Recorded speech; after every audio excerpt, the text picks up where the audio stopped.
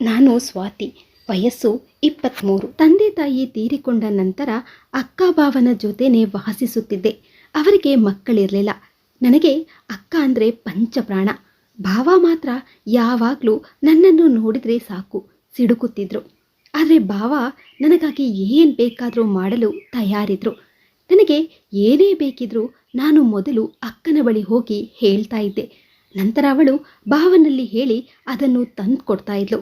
ಆದರೆ ಅವರು ಯಾಕೆ ನನ್ನನ್ನು ನೋಡಿ ಸಿಡುಕುತ್ತಿದ್ರು ಅಂತ ನನಗೆ ಅರ್ಥನೇ ಆಗಲಿಲ್ಲ. ಅಕ್ಕ ಮತ್ತು ಭಾವ ಪ್ರೀತಿಸಿ ಮದುವೆಯಾದವರು. ಅವರ ನಡುವೆ ಪ್ರತಿದಿನ ಸಣ್ಣ ಪುಟ್ಟ ಜಗಳ ನಡೀತಾ ಇತ್ತು. ನನ್ನ ಬಗ್ಗೆ ಹೇಳಬೇಕಾದ್ರೆ ನಾನು BCom ಪದವೀಧರೆ. ಓದೇನೋ ಮುಗಿಯಿತು. ಆದರೆ ನಮ್ಮೂರಲ್ಲಿ ಕೆಲಸ ಸಿಗೋದು ಕನಸಿನ ಮಾತು. ಒಂದು ವೇಳೆ ಸಿಕ್ಕರೂ ಬೆಂಗಳೂರಿನಂತಹ ಮಹಾನಗರಿಯಲ್ಲಿ ಕೆಲಸ ಮಾಡಿ ಸಿಗುವಷ್ಟು ಸಂಬಳ ಖಂಡಿತ ಇಲ್ಲಿ ಸಿಗಲು ಸಾಧ್ಯ ಇರಲಿಲ್ಲ. ಹಾಗಾಗಿ ಪದವಿ ಮುಗಿಸಿ ವರ್ಷ ಕಳೆದರೂ ನನಗೆ ಒಪ್ಪುವಂತಹ ಕೆಲಸ ಸಿಗಲಿಲ್ಲ. ಒಂದಿನ ನನ್ನ ಗೆಳತಿ ಸುಧಾ ಫೋನ್ ಮಾಡ್ತಾಳೆ. ಅವಳು ಕೂಡ ನನ್ನ ಜೊತೆ ಒಂದೇ ಕಾಲೇಜಿನಲ್ಲಿ ಕಲಿತ ಹುಡುಗಿ. ಈಗ ಬೆಂಗಳೂರಿನಲ್ಲಿ ಒಂದು ಕಂಪನಿಯಲ್ಲಿ ಕೆಲಸ ಮಾಡ್ತಾ ಇದ್ದಾಳೆ.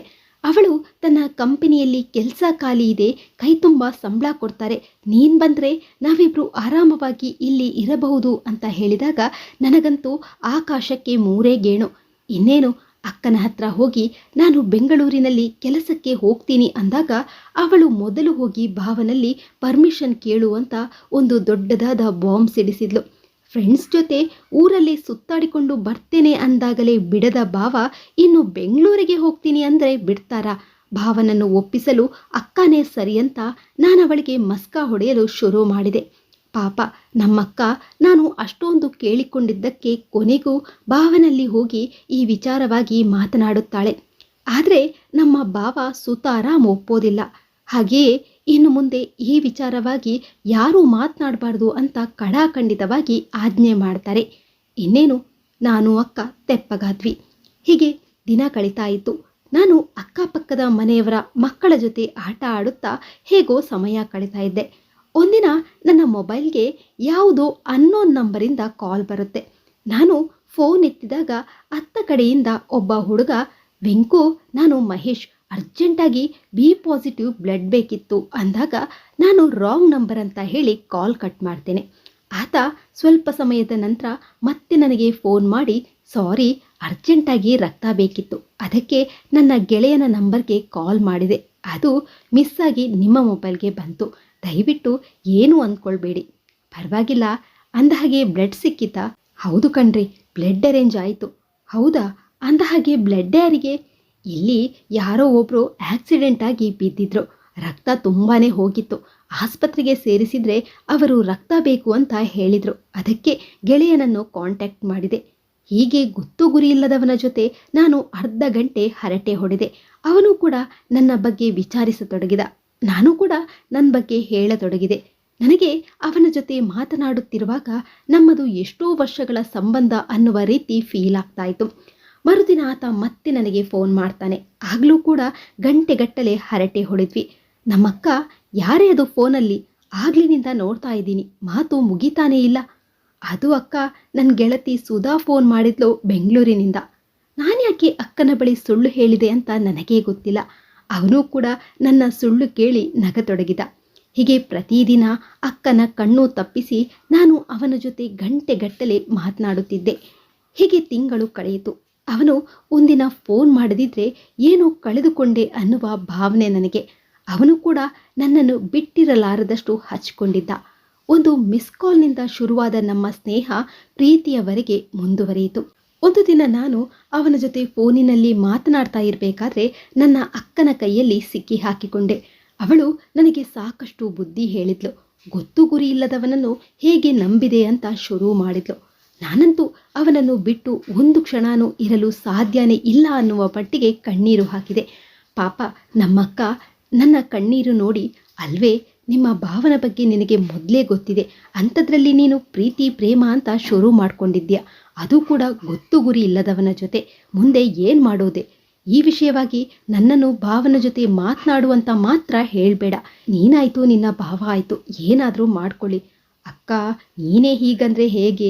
ನನ್ನ ಮುದ್ದು ಅಕ್ಕ ಅಲ್ವಾ, ಪ್ಲೀಸ್ ಕಣೆ ಹೆಲ್ಪ್ ಮಾಡು ಅಂತ ನಾನು ಅವಳಿಗೆ ಮತ್ತೆ ಮಸ್ಕ ಹೊಡೆಯಲು ಶುರು ಮಾಡಿದೆ. ಆದರೆ ಯಾವುದಕ್ಕೂ ನಮ್ಮ ಅಕ್ಕ ಬಗ್ಲಿಲ್ಲ. ಹತ್ತು ಕರೆದು ಕೊನೆಗೆ ಕಾಲ್ ಹಿಡಿದಾಗ ಭಾವನ ಜೊತೆ ನನ್ನ ಹಾಗೂ ಮಹೇಶ್ನ ಪ್ರೀತಿಯ ವಿಚಾರ ಮಾತನಾಡಲು ಒಪ್ಕೊಳ್ತಾಳೆ. ಆ ದಿನ ರಾತ್ರಿ ಕೆಲಸ ಮುಗಿಸಿ ಮನೆಗೆ ಬಂದ ನಮ್ಮ ಭಾವ ತುಂಬಾನೇ ಖುಷಿಯಾಗಿದ್ರು. ನಾನು ಅಕ್ಕನಲ್ಲಿ ಭಾವ ಖುಷಿಯಾಗಿರೋದಕ್ಕೆ ಕಾರಣ ಕೇಳಿದಾಗ ಅವಳಿಗೂ ಗೊತ್ತಿರಲಿಲ್ಲ. ಇದೇ ಸರಿಯಾದ ಸಮಯ ಮಹೇಶ್ನ ವಿಷಯನ ಭಾವನಲ್ಲಿ ಹೇಳುವುದಕ್ಕೆ ಅಂತ ನಾನು ಅಕ್ಕನ ಬೆನ್ನು ಬಿದ್ದಿದ್ದೆ. ಆದರೆ ಅವಳಂತೂ ದೊಡ್ಡ ಹೆದರು ಪುಕ್ಕಲಿ. ಗಂಡನ ಬಳಿ ಹೋಗುವುದು, ಅವರು ಏನು ಅಂತ ಕೇಳಿದಾಗ ಏನಿಲ್ಲ ಎಂದು ಮತ್ತೆ ಹಿಂದೆ ಬರುವುದು. ಇವಳನ್ನು ನಂಬಿದ್ರೆ ಕೆಲಸ ಆಗುವುದಿಲ್ಲ ಅಂತ ನಾನೇ ಭಾವನಲ್ಲಿ ಹೇಳಲು ಧೈರ್ಯ ಮಾಡಿ ಅವರ ಬಳಿ ಹೋದೆ.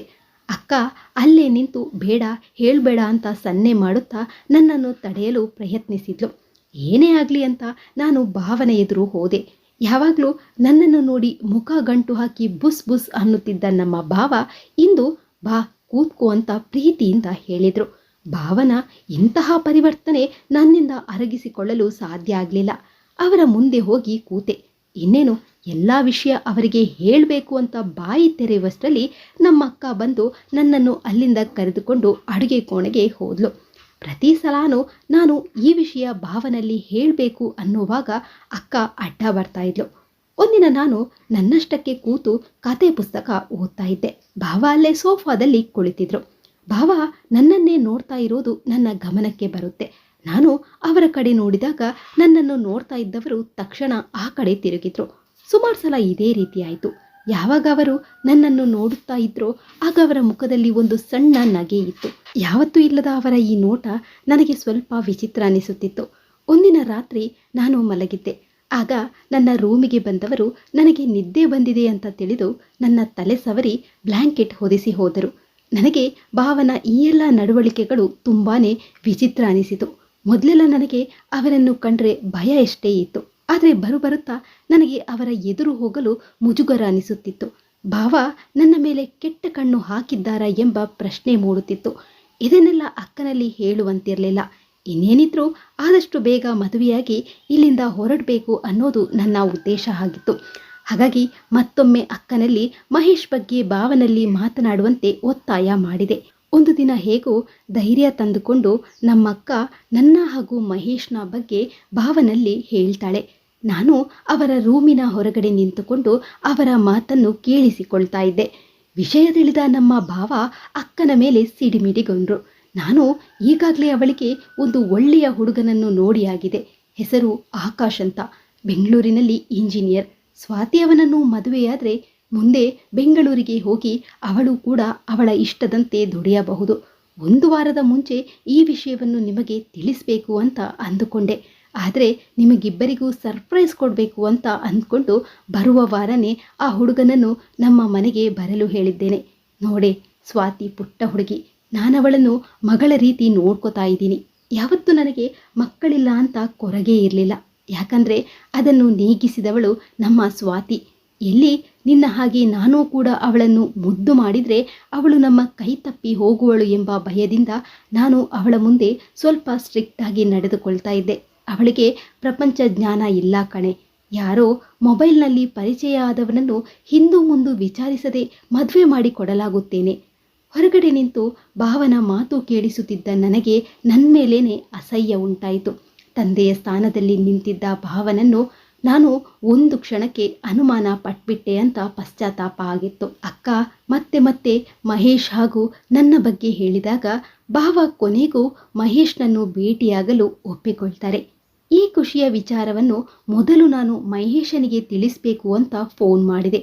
ಎಷ್ಟು ಸಲ ಫೋನ್ ಮಾಡಿದರೂ ಫೋನ್ ಸ್ವಿಚ್ ಆಫ್ ಬರ್ತಾ ಇತ್ತು. ಅವನಿಗೆ ಕೋಪ ಬಂದಿರಬಹುದು ಅಂತ ನನಗೆ ಅನಿಸಿತ್ತು. ಪ್ರತಿ ಸಲ ಅವನು ಫೋನ್ ಮಾಡ್ತಾ ಇದ್ದಾಗ ನನ್ನನ್ನು ಭೇಟಿಯಾಗುವ ಇಚ್ಛೆಯನ್ನು ವ್ಯಕ್ತಪಡಿಸ್ತಾ ಇದ್ದ. ಆದರೆ ನಾನೇ ಹಿಂದೇಟು ಹಾಕ್ತಾ ಇದ್ದೆ. ಆದರೆ ಒಂದು ವಾರ ಕಳೆದರೂ ಅವನ ಫೋನ್ ಇರಲಿಲ್ಲ. ನನಗೂ ಅವನ ಫೋನ್ ನಂಬರ್ ಹಾಗೂ ಹೆಸರು ಬಿಟ್ಟು ಅವನ ಬಗ್ಗೆ ಇನ್ನೇನು ಗೊತ್ತಿರಲಿಲ್ಲ. ಭಾವ ಬಂದು ಮಹೇಶ್ನ ಬಗ್ಗೆ ನನ್ನಲ್ಲಿ ಕೇಳಿದಾಗ ನಾನು ಅವರಿಗೆ ಅವನ ಫೋನ್ ನಂಬರನ್ನು ಕೊಟ್ಟೆ. ಅವರು ಫೋನ್ ಮಾಡಿದಾಗಲೂ ಕೂಡ ಅದೇ ಪರಿಸ್ಥಿತಿ. ಸರಿ ಅಂತ ಅವರು ಆ ಫೋನ್ ನಂಬರ್ನ ಹಿಡಿದುಕೊಂಡು ಅವನ ಬಗ್ಗೆ ಎನ್ಕ್ವೈರಿ ಮಾಡತೊಡಗಿದ್ರು. ಆಗ ನನಗೆ ಗೊತ್ತಾದದ್ದು ಆತ ಹೆಣ್ಣು ಮಕ್ಕಳನ್ನು ವಿದೇಶಕ್ಕೆ ಸಾಗಿಸುತ್ತಿದ್ದ ದೊಡ್ಡ ಕ್ರಿಮಿನಲ್ ಅಂತ. ಇದೇ ರೀತಿ ಹೆಣ್ಮಕ್ಕಳನ್ನು ಪ್ರೀತಿ ಪ್ರೇಮ ಅಂತ ಫೋನಲ್ಲೇ ಟ್ರ್ಯಾಪ್ ಮಾಡಿ ಅವರನ್ನು ಭೇಟಿಯಾಗುವಂತೆ ಪೀಡಿಸಿ ಕೊನೆಗೆ ಅವರು ಭೇಟಿಯಾದಾಗ ಅವರಿಗೆ ಮತ್ತು ಬರೆಸುವಂತಹ ಪಾನೀಯ ಕೊಟ್ಟು ತನ್ನ ಕೆಲಸ ಮುಗಿಸ್ತಾ ಇದ್ದ. ಅವನ ಬಗ್ಗೆ ಕೇಳಿ ನಾನು ಬೆಚ್ಚಿಬಿದ್ದೆ. ಭಾವನ ಮೇಲಿನ ಭಯಕ್ಕೆ ನಾನವನನ್ನು ಭೇಟಿಯಾಗಲು ನಿರಾಕರಿಸಿದೆ. ಅದು ಇವತ್ತು ನನ್ನನ್ನು ಕಾಪಾಡಿತು. ಭಾವನಿಗೊಂದು ಮನಸ್ಸಲ್ಲೇ ದೊಡ್ಡ ಥ್ಯಾಂಕ್ಸ್ ಹೇಳಿದೆ. ಮುಂದೆ ಭಾವ ತೋರಿಸಿದ ಹುಡುಗ ಆಕಾಶ್ನೊಂದಿಗೆ ಮದುವೆಯಾಗಿ ಬೆಂಗಳೂರು ಸೇರಿದೆ. ಕತೆ ಇಷ್ಟ ಆದರೆ ವಿಡಿಯೋಗೊಂದು ಲೈಕ್ ಕೊಡೋದನ್ನ ಮರಿಬೇಡಿ. ಧನ್ಯವಾದಗಳು.